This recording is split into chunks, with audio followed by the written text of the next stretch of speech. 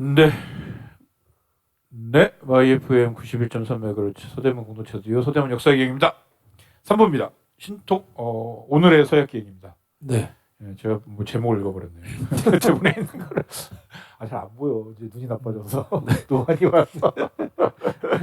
예, 오늘 다시 뽑아서 주제 소개해 주시죠. 네. 종이로 뽑아야 될 거 같아요. 네. 뭐 이제 새해 맞아서 뭘로 한번 쭉 끌고 가볼까 생각을 하다가 네, 요즘에 왜 이 서대문 공동체 라디오 있는 동네도 그렇고 그렇죠. 뭐 홍제동, 홍은동 몇 군데도 아마 얘기가 있는 것 같은데 신통개발이라는 거. 네. 요즘에 서대문 그러니까 여러 동네에서 아마 이게 이슈겠죠. 네. 네. 저도 뭐 알고는 있습니다만 신통개발, 네. 재개발 뭐 난리죠. 네. 뭐. 예. 이 신통개발이 신속통합개발 맞습니다. 이죠. 예. 그러니까 오세훈 시장이 다시 브랜드. 그 시장이 되면서 오세훈 시장이 브랜드. 오세훈 신통개발의 시대를 맞아서 이 시대에 한번 되살펴보는 서대문의 초기 주거 전용 아파트 이야기 이렇게 잡아봤습니다. 우리가 약간 주상복합 아파트 얘기는 좀 많이 했었는데 그리고 주상복합 네, 아파트가 그 충정 아파트 얘기도 한번 드렸고, 그렇죠. 자원도 유진상가 얘기도 했고, 유진상도 했었고 네, 자원상가도 뭐 여러 개 뭐 있다. 언급했었고 네, 뭐 굉장히 서대문구에 많았었다. 네. 했는데 또 주거 주거 전용 전용 아파트 얘기는 처음 하는 것 같아요. 그러니까 이제 대체로는 아마 한 60년대 이야기를 하게 될 텐데, 네, 뭐 그 앞뒤 이야기도 좀 하게 되겠지만, 네네. 그냥 그런 생각이 들었어요. 너무 그 나이에 비해서 순진한 생각인지 모르겠는데, 뭐 이게 재개발이라는 건 뭐 살다 보면 이제 해야 될 거 아니에요, 언젠가는. 그쵸. 그렇죠. 네. 뭐 수십 년 지나고 뭐 가옥들이나 뭐 여러 가지 길이나 이런 것들이 다시 이렇게 지어지고 정비되고 해야 되니까 그런 이제 아주 일반적인 의미에서 재개발을 생각하면 그냥 일종의 주거 환경 개선이라든가 뭐 그쵸. 이런 정도 의미로 생각해도 될 것 같은데 그죠. 우리가 왜 오늘날 재개발하면 꼭 싹 밀어버리고 아파트를 짓는 걸로 생각을 한단 말이에요. 그죠. 왜 그래야 되지? 저는 이제 여기서 시작을 한 거죠. 그러니까요. 네. 왜 재개발을 하면 꼭 아파트를 짓는 건가? 거기서 시작한 거예요. 이게 되게 독특한 문화인 건 맞을 거예요. 전 세계적으로도 약간 독특할 거예요. 그렇죠. 아파트가 이렇게 많기도 쉽지 않은 데다가. 왜냐면 이제 뭐 이제는 안 그런다고 하는데 뭐 한 네. 10년 전, 10몇 년 전만 해도 요즘 이제 유럽이나 이런 데서 한국에 오는 사람들이 오면은 놀라죠. 네. 유럽은 아파트가 가난한 사람들이 사는 동네거든요. 아파트가 보통. 맞아요. 그냥 공동주택이잖아요. 공동주택. 부자들은 맨션이나 뭐 우리로 따지면 맨션이나 아니면 뭐 그 뭐예요 단독주택 이런 데 사는 저택. 거지. 그렇죠. 네. 이 아파트에 사는 건 되게 가난한 사람인데 그래서 프랑스 어떤 친구가 한국에 올 때 첫인상에 뭐 어땠냐 했더니면은 아파트가 너무 많아가지고 가난한 사람들이 이렇게 많이 사는 나라인가라고 자기는 처음에 생각했었대요. 그러니까 이제 바로 그런 걸로부터 시작합니다. 그러니까 신통개발 서대문 FM 있는 이 동네에서도 최근에 뭐 구청에서 그 배포한 설분지를 또 뭐 찬성하는 측에서 뭐 절취해가지고 뭐 그런 이슈들도 있었다고. 그렇죠. 네, 아무튼 이거를 어떻게든 하려는 측과 막으려는 측 사이에 이제 갈등도 있고. 그렇죠. 아까 제가 말씀드린 것처럼 왜 꼭 아파트가 들어서야 되지? 그 대형 건설사들이 막 신통개발 후보지 선정을 축하한다고 뭐 현수막을 붙여놓고 왜 자기들이 붙여놓지? 그러니까. 그러니까요. 이게 뭐 그런 것도 있고. 그럼 왜 아파트가 말씀하신 것처럼 상당히 더 많은 수의 나라에서는 그냥 조금 더 저렴한 공동주택의 성격이 강한데 그렇죠. 왜 한국에서는 일종의 이제 그 욕망의 고급화된 형태로 보급이 돼서 욕망의 대상이 돼야 했는가? 이런 게 이제 좀 철없는 생각인지 모르지만 아무튼 궁금했어요. 옛날부터. 궁금했고 저도 뭐 아파트에도 덜어 살아봤는데 뭐 그거 좋은 거 있고 지금은 이제 제가 그냥 단독주택에 삽니다만 뭐 그거 좋은 것도 있고, 뭐 종류가 다르거든요.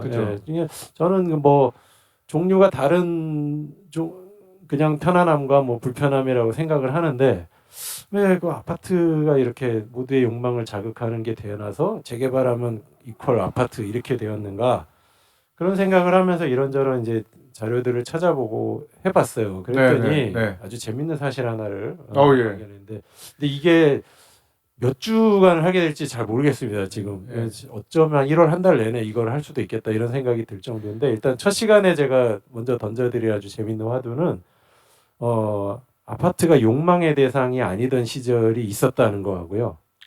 네, 우리나라에 아파트가 욕망의 대상이 전혀 아니던 시절. 그러니까 그 유럽이나 이런 데처럼 그냥 이제 보통의 서민들의 그냥 공동주택 이던 시절이 있었다는 거하고 그러던 시절에 서대문이 아파트의 천국이었다는 거예요. 아 진짜. 네. 그 얘기는 반대로 얘기하면 서민들이 굉장히 많이 살았던 곳이었다라는 얘기가 되는 거예요. 그렇죠.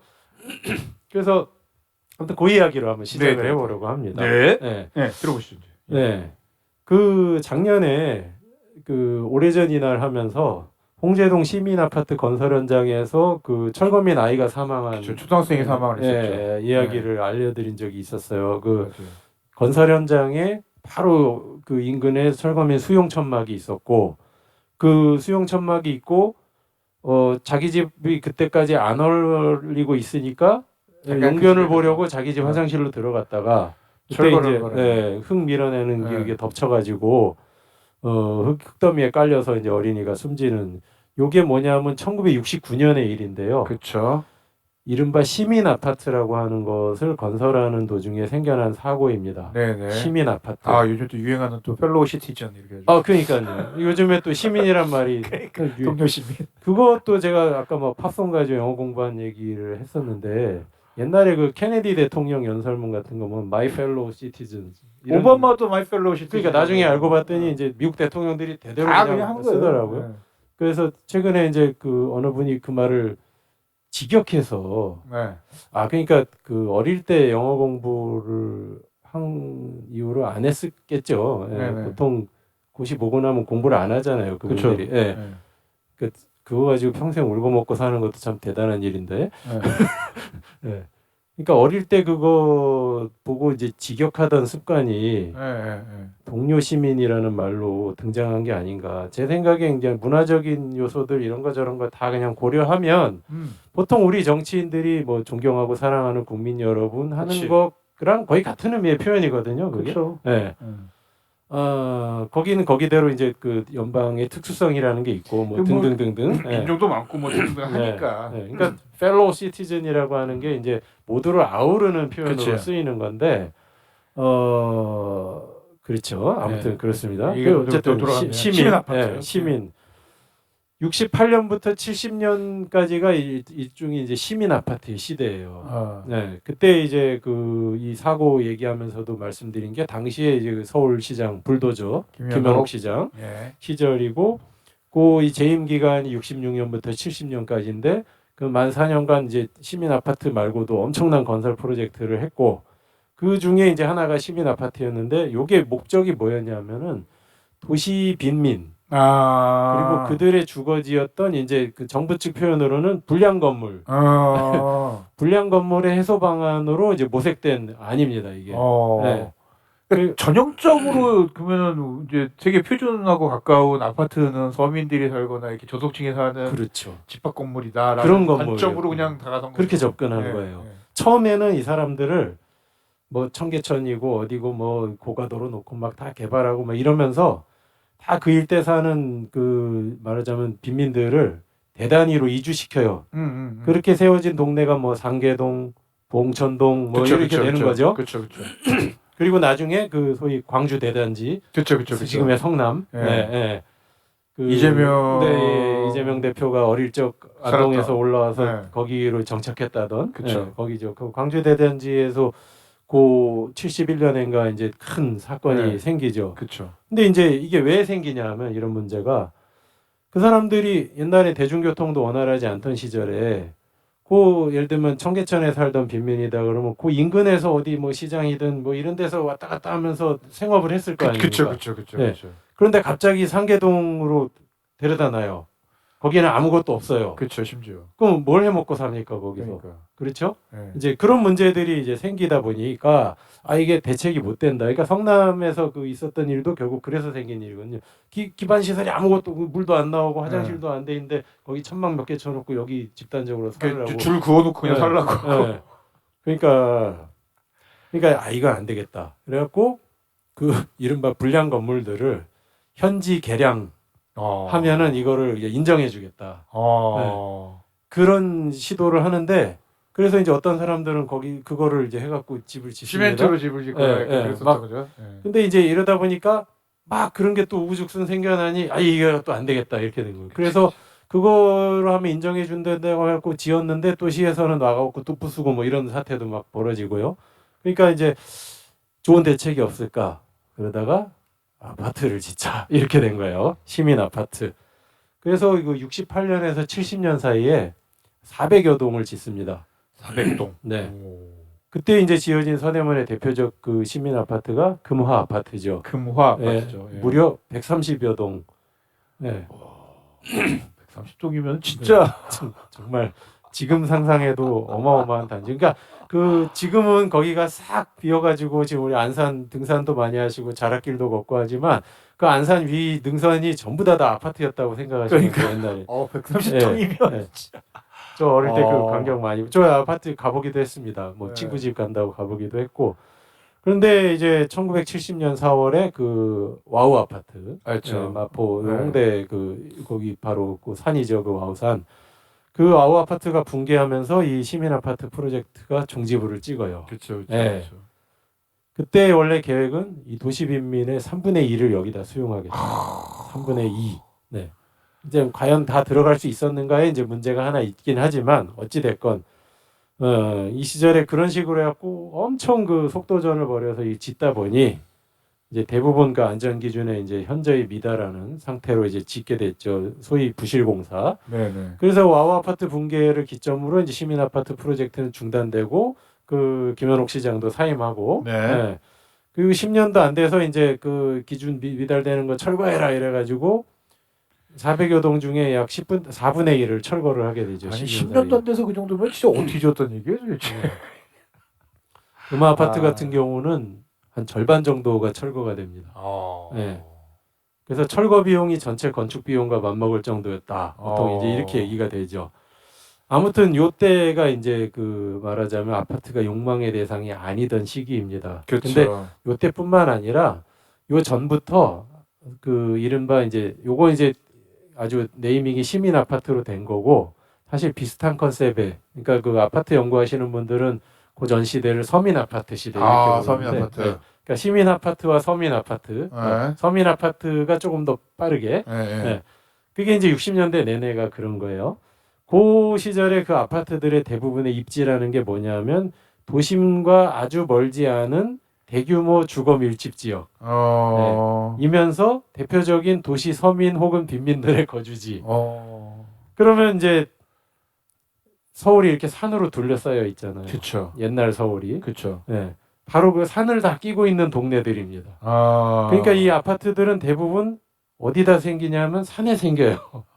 네. 그 아파트가 그 산 대표적으로 그쵸. 산에 있었던. 그때 유명한 얘기도 있죠. 저렇게 산에 이런 건물을 많이 지으면 어떡합니까? 김현옥 시장이 야 이놈들아. 그래야 청와대에서 잘 보일 거 아니냐. 네. 근데 그냥 그게 그냥 적당한 입지였을 거예요. 이게 예를 들면 대부분 거기 살고들 있었으니까. 산이 그리고 또 국유지잖아요. 이게 뭔가 이렇게 수용하고 듣는 게 엄청 편하잖아. 그러니까 이제 이용 하기가 좋은 거죠. 그러니까 복잡하지 않고. 이렇게 평지하려면 집주인이 있을 때, 땅 주인이 있을 테니까 이걸 수용하고 등등하면 복잡한데 빨리빨리 하려면은 국유지 혹은 시유지 지어. 이거는 우리 땅이니까. 그게 이제 그런 이유들도 있었을 거예요. 그러니까 김현옥 시장 말이 실제로 그 말을 뭐 했을 수도 있지만. 그럼요. 네. 또 그런 이제 그 나름의 충정이라고 해야 되겠죠. 네. 어느 분을 향한. 네. 아무튼 그부터 금화 아파트가 유명하긴 하지만 그건 정말 말씀드렸다시피 초대형 단지였던 것이고. 40동이면 정말. 그보다도 먼저 생겨난 그 서민 아파트들도 이 서대문 지역에 굉장히 많았어요. 굉장히 많았고, 그러니까 이 서대문이야말로 초기 그 서민 아파트와 시민 아파트의 천국이었다 이렇게 말할 수 있을 정도인데 일단 이제 뭐 근거 몇 가지를 제가 말씀을 드리면 1950년대부터 이제 우리나라가 이제 그 충정 아파트 이런 거 말고, 일본 일제 시대에 있었던 거 말고 진짜 주거용 아파트. 예. 예, 이게 진짜 주거용이라는 건 뭐냐면 충정 아파트니 뭐니 이런 것들, 그다음에 지금 우리가 뭐 유진상가 이런 걸 소개하면서도 말씀드렸던 이런 걸 이제 상가 아파트라고 하는데, 그렇죠, 그렇죠, 상가 아파트는 1층이 어찌 됐건 주거 공간이 아니고 그렇죠. 예, 일종의 상가 공간이면서 그 얘기는 뭐냐면은 주변 공간들과 어느 정도의 이제 교통이 가능한 그렇죠. 개방성을 가지는 그렇죠, 거죠. 그렇죠, 그렇죠. 근데 1층부터 주거지가 된다는 거는 이제 어느 정도는 주변과 차단을 해야 돼요. 독립적인 그렇잖아요. 그렇죠. 예, 예. 그러니까 아무나 거기 막 드나들면 안 되니까. 큰일 나지, 큰일 나지. 그러니까 이제 아파트 울타리도 생기고 이렇게 되는 예, 그런 개념의 이제 주거 전용 아파트가 1950년대 말에 우리나라 이제 서울에 최초로 이제 2개가 생기는데, 네. 가장 먼저 세워지는 거는 이제 그 고려대학교 옆에 있는 종암 아파트라는 게 종암. 먼저 세워졌고, 바로 두 번째로 세워진 게 지금 충정로에 그 충정 아파트 큰 길 건너 경기대학교 올라가는 길에 예. 계명 아파트라는 게 개명 아파트. 그게 이제 종암 아파트와 계명 아파트가 우리나라 어떻게 보면 해방 후 최초의 주거 전용 아파트 2개입니다. 그 중에 하나가 서대문에 세워졌었다. 그러네요. 네. 참고로 이 계명 아파트는 현재 재건축이 이루어져서 충정로 현대 아파트. 충정 현대 네. 아파트. 네, 고요. 그럼 이제 1960년대 접어들어서 본격적으로 앞에 쭉 말씀드렸던 이 도시의 주거 문제 해결책으로 정부가 엄청나게 드라이브를 걸어서 세워지는 소형 서민 아파트 혹은 이제 나중에 시민 아파트, 그것들이 대부분 상당수가 서대문에 있어요. 네. 그때 이제 그 소형, 그러니까 서울 그 도심지 주변에 여기저기 생기는데 서대문에 생기는 비율이 굉장히 높습니다. 그러니까. 네, 그리고 심지어 지금까지 남아 있는 것들도 있어요. 그래요? 네. 그래갖고 그 당시 세워진 이제 그런 대규모 시민 아파트 전에 세워진 그 서민 아파트들이 예를 들면 홍제 아파트, 연희동 아파트, 인왕 아파트 이런 것들이 있는데, 홍제 아파트도 지금 있고요. 그러네요. 인왕 아파트도 지금 있습니다. 거기는 아마 곧 그 재건축이 시작될 거라고 제가 어디서 기사를 본 것 같은데, 그다음 홍제동에 있죠. 그렇죠. 홍제동 인왕 아파트는 그 무학재에서 유진상가 가는 길에 그 중간쯤에 홍제역 못 미쳐서 그쪽에 있고요. 그 이 홍제 아파트는 어디 있냐면은 그 맞은편 동네, 이제 홍제역 주변 그 홍제시장 안쪽으로 들어와서 그 이제 그 산으로 이렇게 올라가다 보면 홍제 아파트가 한 동짜리가 이렇게 있습니다. 지금도. 예. 그게 지금까지 남아 있는 60년대 중반에 세워진 아파트예요. 예, 예. 그리고 이들 서민 아파트들이 이렇게 뭐 한 동 혹은 그냥 한 서너 동 뭐 이렇게 세워지다가 대규모 단지로 계획돼서 세워진 아파트들도 있어요. 그게 대표적인 그 2개가, 하나가 정릉 아파트고요. 이게 종암동 정릉 이제 그쪽으로. 그러네. 또 하나가 문화촌 아파트. 네. 거기도 지금 재건축이 돼 있습니다. 그렇죠. 문화촌 아파트는 그때 11개 동, 456세대. 네. 그때 이제 홍보하는 그 전단 그 신문에 나온 광고 문구를 보니까 버스 종점에서 도보 3분. 정류장에서가 아니고 종점에서 도보 3분. 네. 그럴듯해. 네, 버스 종점에서 도보 3분. 네. 그리고 이제 그러고 나면 이제 시민 아파트의 시대가 오는데, 시민 아파트가 이제 금화 아파트 말고도 부가연동, 연희동, 홍제동, 창천동에 다 있었다는 거예요. 그 홍제동 시민 아파트를 짓다가 아까 그 어린이가 이제 사망하게 된 거고, 근데 이제 그 당시 한 400여 동이 지어졌다고 그랬잖아요.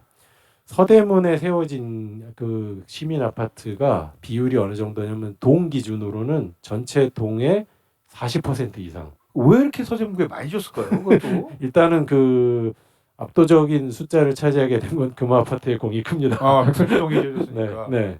400여 동 중에 금화 아파트 하나만 130동이니까요. 그러니까 거기만 32.5%로 되니까. 네. 호수로도 해도 35% 이상이 서대문. 네. 그러니까 3분의 1 이상이 서대문구에다 지었다는 거예요. 최소 3분의 1 이상이 서대문. 그러니까 서대문이 아무래도 그 옛날 도심에 진입하기 가장 가까운.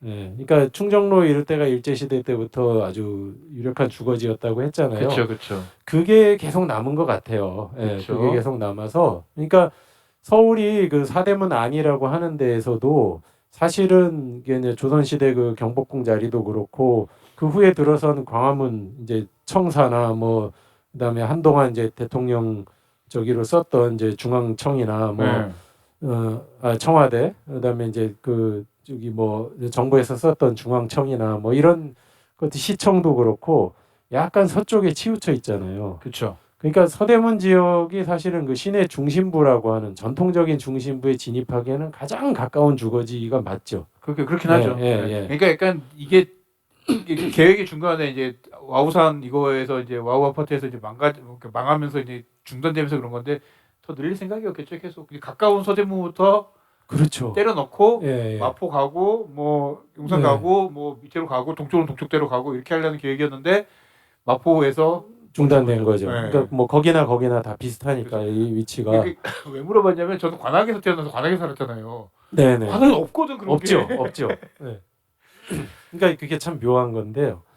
아파트가 그러면 오늘날과 같은 일종의 이제 욕망의 대상으로 변모하게 되는 거는 70년대에 접어들어서부터 그렇게 약간 된다고 뭐 합니다. 강남 개발하고 뭐 이럴 때부터 네, 봐요. 네. 네. 근데 이제 그러면 아파트가 일종의 이제 서민 대상으로 지어지는 게 아니라 중산층 이상을 대상으로 지어지기 시작했다는 말이잖아요. 그렇죠, 그렇죠. 네. 그렇게 아파트의 타겟이 바뀌게 되는 기점에 있던 사건이 바로 그 와우 아파트 붕괴와 시민 아파트의 중단인 겁니다. 그러니까 시민 아파트의 건설 방식과 과정은 사실은 매우 문제가 많긴 했지만, 그렇죠, 그렇죠. 네. 아이러니하게도 시민 아파트의 좌절과 더불어서 아파트의 타겟은 이제 바뀌었다라는 거예요. 네. 조금 더 비싸게 고급화. 그렇죠. 이렇게. 이제 이런 식으로 말고, 네. 이제 좀 돈 좀 있는 사람들을 대상으로 이걸 짓자 이렇게 바뀌었다는 거예요. 시민 아파트 프로젝트가 좌절되면서. 네. 공교롭게도 그래서 아까 관악에 사셨다 그랬지만 서민 아파트, 시민 아파트의 천국이던 서대문에 네. 그 이후로 아파트들이 거의 안 지어집니다. 그러니까 부의 상징으로 변모한 이후에는 아파트들이 안 지어져요. 그러니까 이렇게 그 대형 건설사 요즘 같은 브랜드 한 20세기 이후에 그 브랜드 아파트들 말고도 대형 건설사 이름을 딴 아파트들이 한 80년대 뭐 이럴 때 많이 지어졌잖아요. 그렇죠. 여기. 그런데 그런 개념의 아파트들이 서대문 지역에 자리 잡게 되는 거는 한 1990년 정도가 돼서야. 그러네. 그러니까 그때까지는 그 시민 아파트, 서민 아파트의 동네였던 거예요, 서대문. 그러네요. 진짜. 그러니까 그러다 보니 여기는 오히려 상대적으로 그런 일종의 중산층을 대상으로 욕망의 대상으로 변모한 아파트들은 오히려 안 들어오고 있었다 한 20년간. 그러네. 네. 90년대가 지나야 그런 것들이 생겨납니다. 이게 90년대까지 그 전까지 예를 들면 뭐 저희 강남 개발하고 뭐 어디 이렇게 다 하면서 아파트 거기다 지어놓고 네. 그다음에 이제 90년대 돼야 이제 약간 그렇죠. 여기도 이제 다시 그런 것들이 생기기 시작하는 거예요. 참 재밌죠. 그런 것들을 보면은. 일단 오늘은 그래서 그 처음에 말씀드린 50년대에 세워진 계명 아파트라고 하는 거, 가족 전용 주거 전용, 가족형 주거 전용 아파트의 효시 가운데 하나인 충정로 계명 아파트 이야기만 잠깐 드리고 오늘은 이제 맺고 그 다음에 이제 이 서민 아파트, 시민 아파트 얘기를 다음 주부터 쭉 이어가는 게 좋을 것 같아요. 그 충정 아파트 때도 말씀드렸지만 그런 아파트들이 사실은 그 가정이 산다는 느낌보다는 그렇죠. 뭐 여관이거나 그죠. 아니면은 그러니까 임시 처소이거나 기숙사 아니면 독신자 숙소 같은 그런 개념이었는데 한국에 이제 최초로 그런 아까 말씀드린 주거 전용 아파트들이 이제 생기는 거예요. 그 1958년에 그 종합 아파트가 또 3개동으로 세워지고요. 거기도 지금 재건축이 돼 있습니다. 네. 1959년에 계명 아파트가 생겨나는데 이게 이제 충정로 2가 현재 충정로 현대 아파트라고 말씀드렸잖아요. 1992년에 재건축이 돼서 완공됐습니다. 요게 한국 최초의 재건축 아파트이기도 합니다. 그래서 충정로 현대 아파트가 단지로 최초의 재건축 아파트 단지는 1962년에 세워진 마포 아파트라는 게 있어요. 지금 그 공덕역 아래 도화동에 가면 그게 지금 마포 삼성 아파트라고 돼 있는데 그게 1994년에 재건축 완공됩니다. 요게 최초의 재건축 단지이고요. 지금 충정로 현대 아파트는 그냥 한 동짜리거든요. 요게 최초의 재건축 아파트입니다. 아파트 한 동을 그냥 철거해서 다시 지었다. 다시 지은 거죠. 좀 더 고층화해서. 종합 아파트는 세 개 동이었으니까. 요 계명 아파트보다 세워지긴 먼저 세워지지만 종합 아파트의 재건축이 생기는 거 지금 선경 종합 아파트인데요. 요건 90년대 중반에서요. 그래서 약간 그래서 뭐 아파트도 안 되고 지로도 안 되고 약간 밀린 최초에서 다 밀렸군요. 네. 그래서 최초의 재건축 아파트가 충정로 현대 아파트입니다. 그게 충정로 개명 아파트 자리고요. 일제 때부터 인기 있는 주거지구라고 했잖아요. 그렇죠. 예, 예. 뭐 근데 이제 옛날에 물론 이제 비슷한 건물들이 그 전에도 뭐 생겼을 거예요. 그죠. 그래서 네. 사실 어떤 아파트가 1등이냐 이거 가지고는 뭐 기준에 따라 논란의 여지는 있지만 어찌됐건 우리나라 회사가 그때 이제 중앙산업이라는 회사인데 현대건설 이전에 아마 건설계 최고의 그 업체였던 것 같아요. 여기가 이제 직접 건축한 아파트고요. 이게 이제 그 나중에 이제 주택공사 지금은 이제 LH가 되는 대한주택영단이라는 그게 이제 일제 말기에 조선주택영단으로 시작된 건데 여기가 이제 건설비를 산업은행의 융자를 받아서 중앙산업에 이제 지급을 해주고 중앙산업이 이제 시공을 하고 시행사와 시공사가 달랐다. 네. 그리고 이제 다시 그 주택영단이 이걸 받아갖고 이제 일반인에게 분양을 하고. 네. 그래서 사실 중앙산업은 돈 떼일 일이 없는 그렇지, 그러네요. 그런 구조로 지어진 거고요. 아무튼 이게 1959년 8월 달에 준공되는데 여기에 뭐 이승만 대통령도 다녀가고 그러니까 여기 엄청 화제였던 것 같아요. 그리고 위에서 보면 이렇게 H형으로 지었다고 하고요. 5층짜리 1개동이고 한 층에 이제 15세대씩 해서 75세대. 생각보다 크네요, 그러면. 네. 14세대가. 그리고 여기는 이제 서민 아파트라고 하기에는 평수도 컸어요. 그러니까. 24평이요. 그리고 이제 그 당시에 이제 그 더스트 슈트라고 아파트나 고층 건물에 쓰레기 밑으로 이렇게 뚝 떨어지는 거 이제 그것도 여기 마련. 가구당 개별 수세식 화장실도 있었고. 네, 그래서 여기는 이제 아마 도심지도 가깝고 하다 보니 조금 이제 지식인들이 많이 살았다. 뭐 이렇게 이제 회사원, 뭐 상업, 뭐 교사, 교수, 뭐 변호사 이런 분들이 아니면 광화문 출퇴근하려고 하는 고위공직자들 그런 뭐 이런 가족들 뭐 이런 사람들 살았겠죠. 네. 그래서 이제 개명 아파트는 서민 아파트의 범주에 넣기는 조금 부적절하긴 하다. 그리고 아까 말씀드렸다시피 그 1층을 어떻게 쓰느냐에 따라서 외부 공간과 이제 소통 가능한 버전이 되느냐 아니면 이제 차단이 필요한 버전이 되느냐의 차이인데 이게 이제 바로 1층부터 주거 전용으로 활용하면서 주변과 이제 울타리나 이런 걸 통해서 격리를 추구했던 정말 주거 전용 아파트의 효시라고 할 수가 있을 것 같습니다. 일단은 오늘은 이 정도 하면 될 것 같아요. 마무리하고요. 그다음에 우리 다음 시간부터 얼마나 매트열돼야 될지 모르겠는데 혹시나 이런 참고 자료나 약간 같이 관심 있으신 분이 좀 읽었으면 좋겠다 이런 책들은 저희가 댓글이나 이런 걸 통해서 좀 이렇게 해놓도록 하겠습니다. 매우 도움받은 책자가 있긴 합니다. 자, 마무리 지키도록 하겠습니다. 지금 마지막으로 들으실 노래는 아까 얘기 나왔었던 밥 딜런의 그 라이크 롤링 스톤. 들으시면서 그러니까 포크락의 아주 대표곡들로 오늘 그냥 한번 채워보면 어떨까 싶습니다. 들으시면서 마무리 짓도록 하겠습니다. 지금까지 서대문 역사기행의 황원이었습니다. 네, 박정수였습니다. 감사합니다.